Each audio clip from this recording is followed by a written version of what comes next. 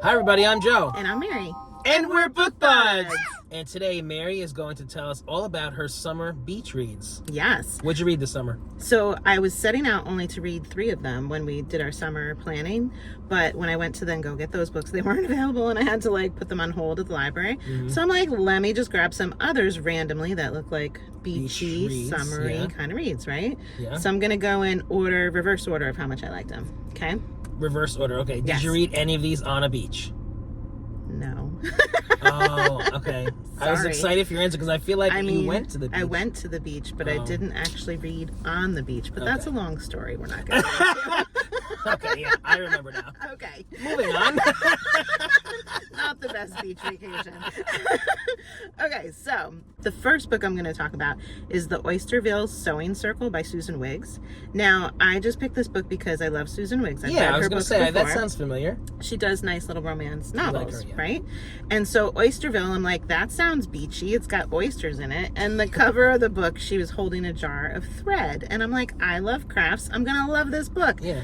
I should have read the description. It was not a beachy, lovey, wonderful light book. It was good, but there were too many things in it that were stressful. So there was domestic violence. The Sewing Circle was a support group for women that had experienced domestic violence.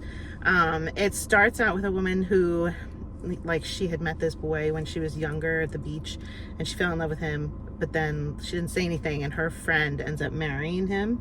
And so now fast forward, she's grown up and she's working in the city as a fashion designer, and the designer that she's working for steals her designs and says that they're his own, and she's totally screwed and fails, and she's doesn't know how to recover from that. And then her friend who's a model passes away, and her 2 kids become her custody at this point. So the woman that passed away, she died of a drug overdose and domestic violence signs were there as well. And I'm like, I wanted this romance where we're on the beach, the waves are lapping at their feet and they're falling in love, and I'm like, oh my god, this is not a beach read. No. So it was still a good story. It was well written, but it was not what I was seeking for a summer beachy read. Damn. Yeah. So this is your least favorite of the group? Yes, it was. Yes, it was intense. I don't typically like to read stuff that's real life drama like that because it's just too stressful, and life is stressful enough for me. So that's why it wasn't right for me. Okay. It might be right for someone else. All right, the next one is called The Summer of Perfect Mistakes. Now, the cover of this is a very beachy cover, right? And I really can't remember if they ever went to the beach in the book. Oh, really? It was just summer break from college, and the girl, she had a panic attack or something like that, where she was just not able, I think she was in medical school and she wasn't able to keep going, so she's home, and she's Miss Perfection. She was valedictorian. She probably was perfect attendance, whatever, through school and all that, and she's not making it in medical school. Both her parents are doctors, and so her mom makes her go to do an art program at the community college. And the guy that's teaching it, she went to high school with. He was in her art class. So that's the love interest right there. But she kind of annoyed me as a character, all this perfectionist stuff. Okay. And her anxiety that was keeping her from doing even a single drawing was a little irritating. The romance part was cute, but at the same time, he was her teacher, and in the back of my mind, I'm they're not addressing this at all. And does he want to keep a teaching license? Does he have a teaching license? It was a little weird because he had another job too, and I was it's just, I don't know. It wasn't perfect. It was the summer of perfect mistakes, but it wasn't perfect for me. So that cover was false advertising. Yeah, it was. Yeah. So I gave it a 3. It was a cute story. It wasn't what I was looking for, and and the character was a little annoying.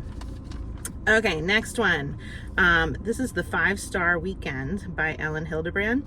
Was it 5 stars? 4 stars for me. Okay. Which is pretty good.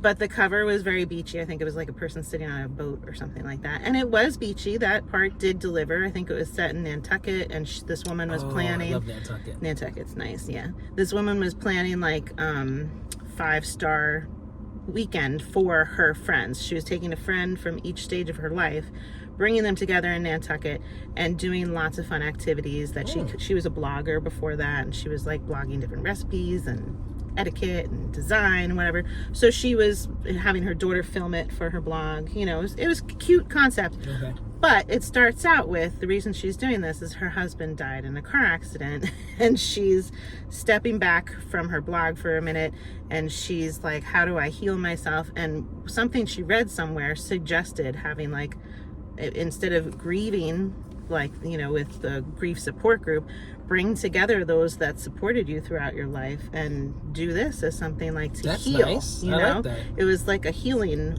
opportunity, which was really nice.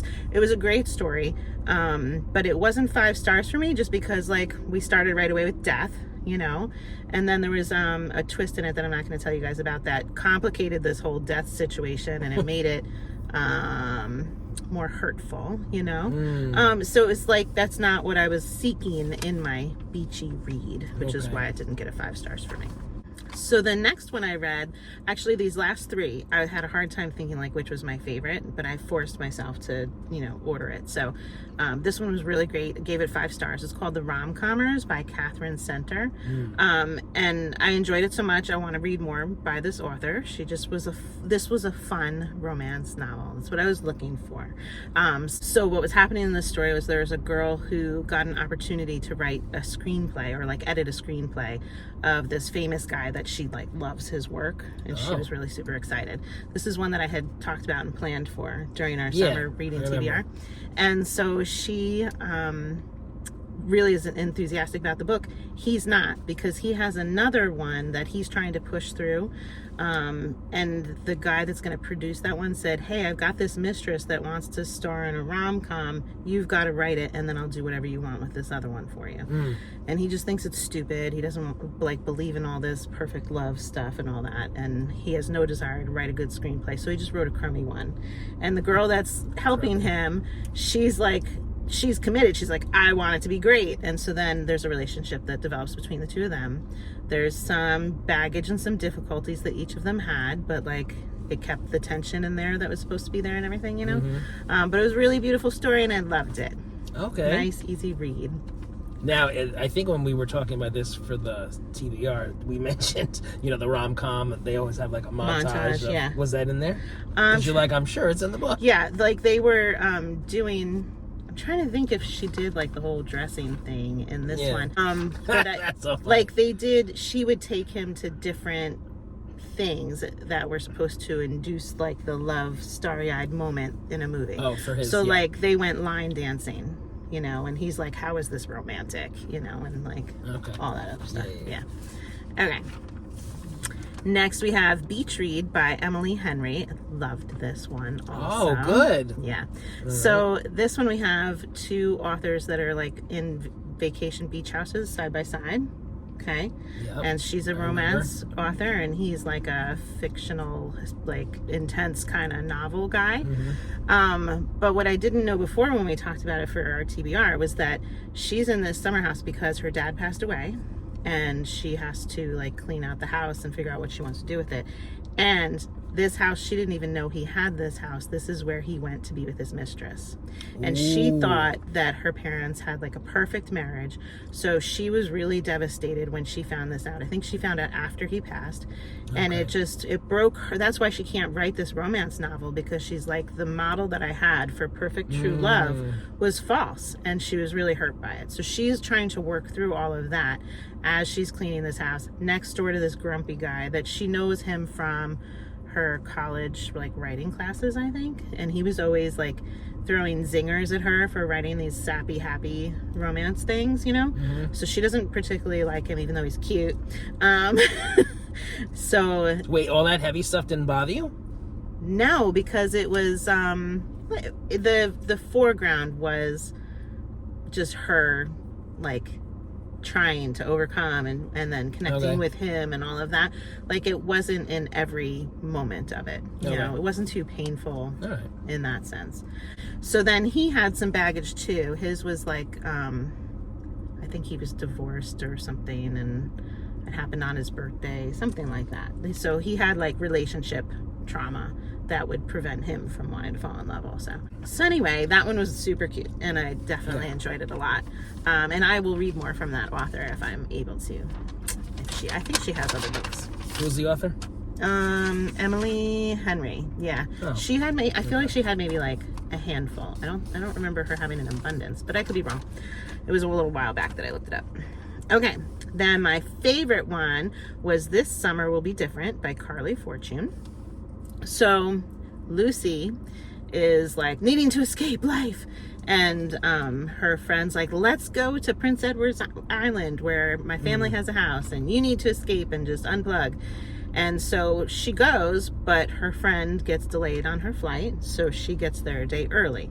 Oh. And so she's sitting at the counter in a bar, and she orders some oysters, and the guy that's shucking the oysters is also the bartender. And he's cute, and so she goes home with him, okay? So they roll into bed together. She wakes up the next morning, and she's, like, preparing herself to, like, be okay, bye, one night stand. And she finds out that this is the brother of her friend that's flying in. Okay. Oh. So her friend had one, like, she'd give rules, like, don't use my toothbrush, don't this, don't that, and don't fall in love with my brother. It was one of the rules. And she'd never met the brother, and now here, what did she do? Uh-oh. She broke that rule. So the reason she wasn't allowed to fall in love with the brother was because her friend had another friend that fell in love with her brother. They dated for years and years, but then when they broke up, hearts were broken across the board throughout the family and everything. It was just terrible, and she lost her friend. Oh. So she's like, if you have a good friend, you're not allowed to date my brother because I don't want that happening again. Okay? So she's like, oh my God, we can't tell your sister, and this never happened, and it's not going to happen again. And like every summer, she's like, it's not going to happen again. And every summer she goes back to visit with a friend, and every summer it's happening again. Sounds like trouble. She's trying to stay away from him, but she can't. He's not trouble. They really love each other. Says the woman. It was so cute. So, so I loved this book. It was super, super sweet. And yeah, it was my favorite. And it was set on a beach. It was, yes. Perfect. Shucking oysters. Yes. And they did go and sit in the sand. So yeah, we didn't always visit a beach in these other beachy books. So okay. I was very happy with this read. So you had a good summer. Yeah. That's fun. Did anybody out there read any of these, either this summer or last summer? I don't think any of them were super new, that they were just out for this year. Let us know what you think. And if you're enjoying Book Buds, give us a thumbs up. And share us with your friends. And subscribe to our channel, Book Buds! I love my Book Buds. Oh, that was really loud. Do you think? Is the speaker on my side? Is that why it's loud for me? And you're always like, it's not that loud? There, in the past, I can agree that it was loud. I don't react like you, but like that.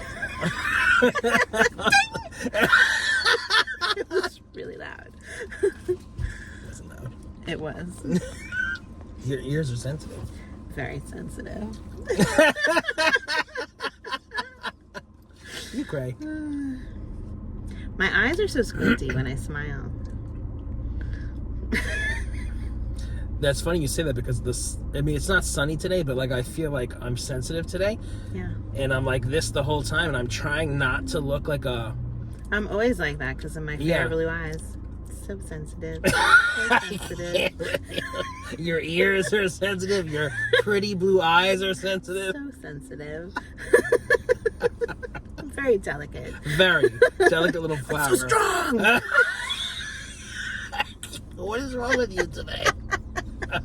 Did you have coffee? I might have had a little bit.